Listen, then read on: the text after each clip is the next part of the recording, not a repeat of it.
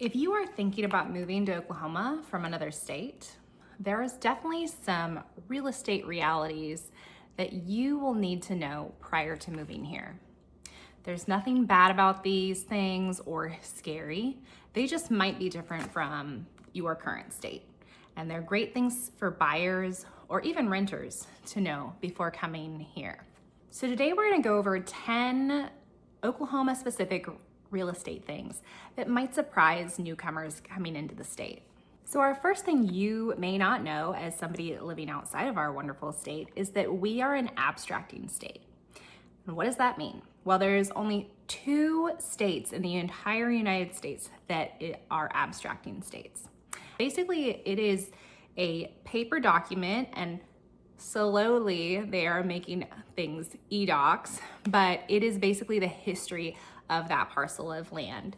And they can be thick, like thinking this big, especially if it's a really older property that has had a lot of different owners. The impact of this that some people don't realize is cost and timing. Sometimes we have like really older properties and it could take a little bit longer to evaluate, or sometimes abstracts get lost and they have to recreate them.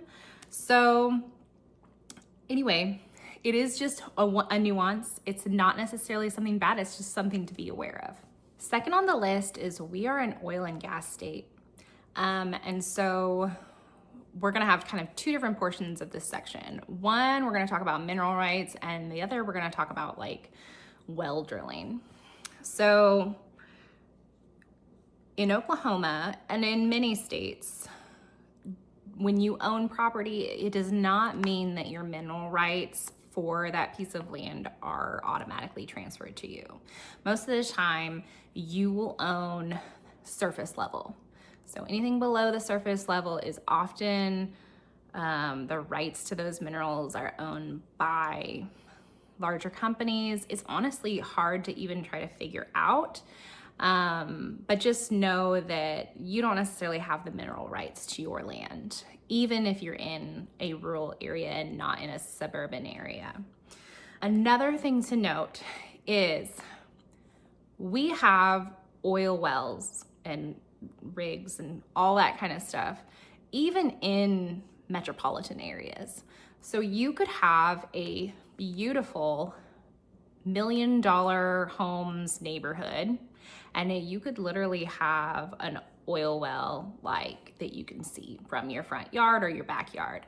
And so that's just something that you might want to be aware of when you're looking for a house. Certain active oil well sites have a lot of traffic for those that are working them. And so just something to be aware of. Third one is very similar, and it is oil and gas easements and access. So especially if you have like an acre or more, or if you're looking at acre or more or in more rural areas, your piece of land might have an oil well on it, or you might back up the road to get access to it. So the impacts of these are that the oil and gas companies might need to utilize your land, or just the amount of traffic and stuff that are going to these sites could impact your privacy. It could impact the noise and like the kicking up dust, and then potentially like plans for your land and what you can actually utilize your land for. So that is just something good to know before you purchase a piece of land. All right, this next section is HOA, zoning, and like agricultural restrictions. So HOAs really vary, especially in the city. You can have HOAs that you pay like $100 a year and they're just maintaining that front entrance. That's all they're doing. You could have HOAs that you're spending 500 plus and you have restrictions on, you know, you need 2 trees in your front yard and no one can park on the street. And so it really varies. So depending on your appetite for HOA restrictions, just be mindful of that when you're looking at neighborhoods and looking at homes. kid that's in their early 20s and they need a place to live that, you know, is cheaper for them. Much of the agricultural land, you cannot necessarily add a secondary dwelling space. There's a lot of restrictions around it. So instead of like a secondary dwelling, it's going to be more of like a zoning is also a big thing, especially for agricultural land. If you buy land that is zoned agricultural and you want to have it be a more like multi-generational plot where you have the main house, but you also have a second dwelling for maybe like an aging parent or maybe an older adult child that just needs a little bit more affordable living situation, you really have to be careful about restrictions because many of those properties have restrictions that you cannot actually have a secondary dwelling space. It has to be more of like an accessory building or like a pool house.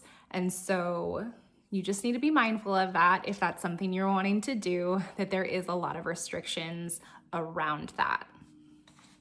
For the Oklahoma City area and many areas in this state, we have wonderful red clay soil.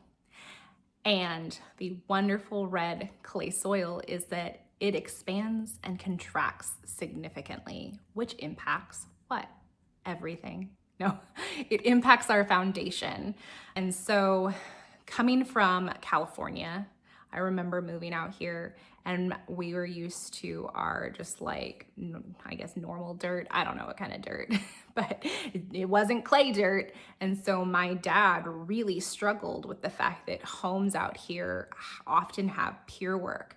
If that were to happen in California, other than maybe like coastal areas, it would be like, no go, this is not a quality built home. But out here, because of the way our land expands and contracts and lots of moisture and like unable to absorb sometimes or too much absorption, whatever the case may be, foundations unfortunately can struggle. So what that means is if you're looking for a house and you see that there are pier problems, that's not necessarily just an automatic like no-go on the house, unless that just makes you very uncomfortable.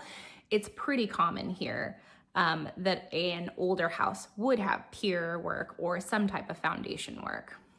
And what is most critical, especially if you are buying a newer built home, is that you pay attention to the drainage and having your gutters so that it doesn't impact your foundation more. Because a lot of builders don't put full guttering on houses.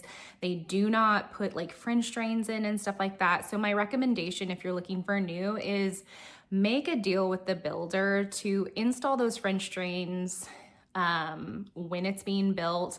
Do fully guttered around the property. That way there is not erosion, there's not water just chilling like up against the house, and your drainage is really good. That way you will be less impacted by our lovely clay soil. When people move out here, a lot of times they get really nervous about our weather. And I get it. Tornadoes can be very frightening. And what is just wild is that unlike our friends in like Kansas and Missouri, Oklahoma does not have basements. It's very rare.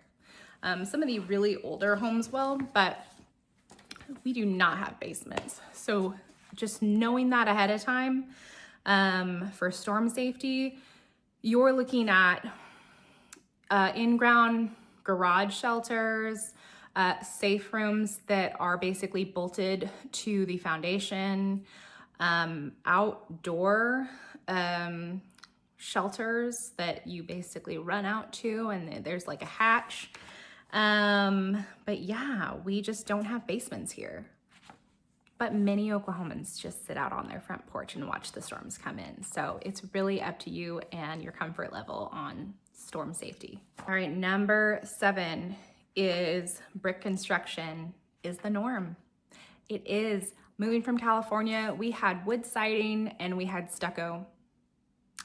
And maybe you had like a smidge of brick at the bottom of your house, or maybe some stone.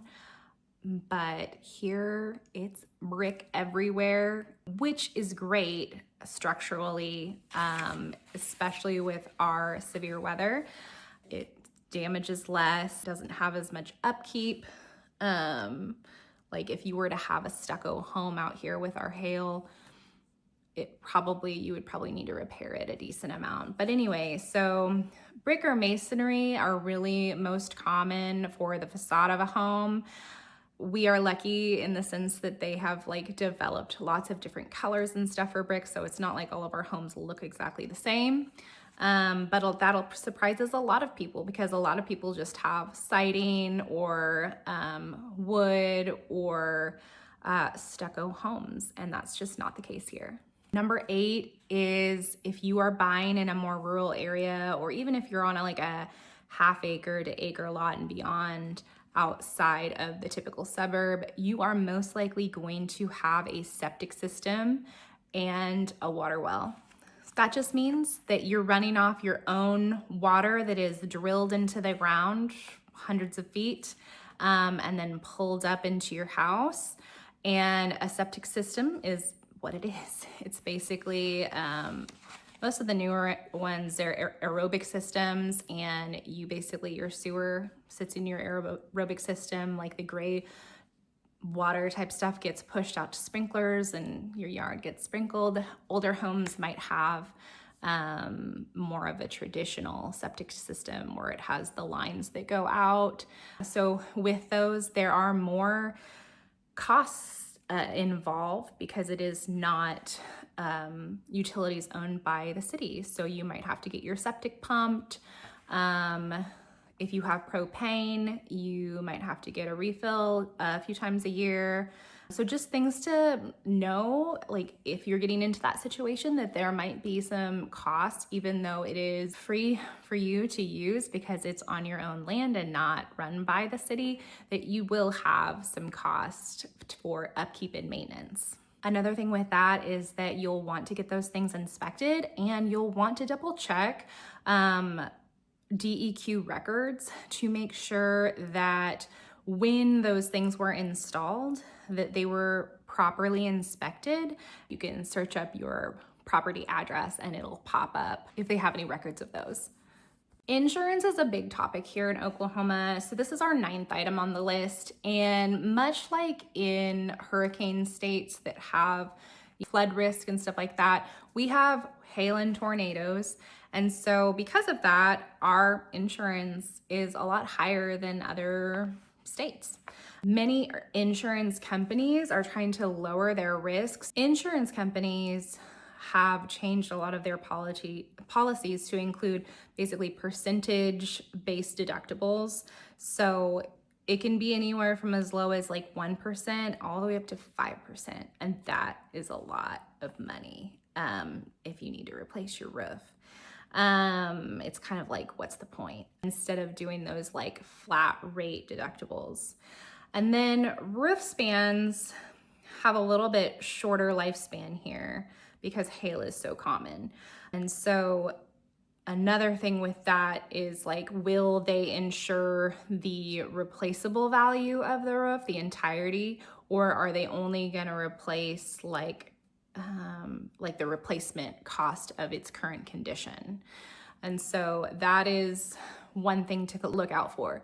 Also, for rural properties, because we can often be like California, where it is very dry in the summer and we have lots of wildfires. If you are thinking about rural living, some companies are shying away from insuring rural properties because of the wildfire risk.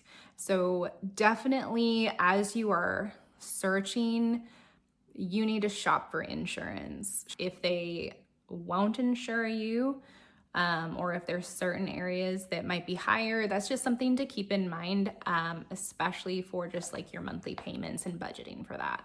Number 10 on our list is our school boundaries. And maybe this transfers to other states, I don't know, but our school boundaries are real jagged. They are not just like, they do not follow our city lines. Edmond School District services people that are not actually in Edmond. Deer Creek and Putnam City School District, they're not even aligned to a city. And so you'll just have to check your school boundaries, especially if you're looking for a certain school district. And then if you don't have kids, just keep it in mind for resale value, what school district you're in, because that could impact the desirability of your home in the future. None of these are reasons to not move to Oklahoma. But they are reasons to make sure that you're working with a realtor that is very knowledgeable in the area and understands real estate here. If you are relocating, or if you're just looking to make a new move within this state, and have any questions on these items or anything else, I'd love to be a resource for you. You can shoot me a comment down below and I'll make sure to answer. Hope you guys have a great day, and we'll see you in the next video.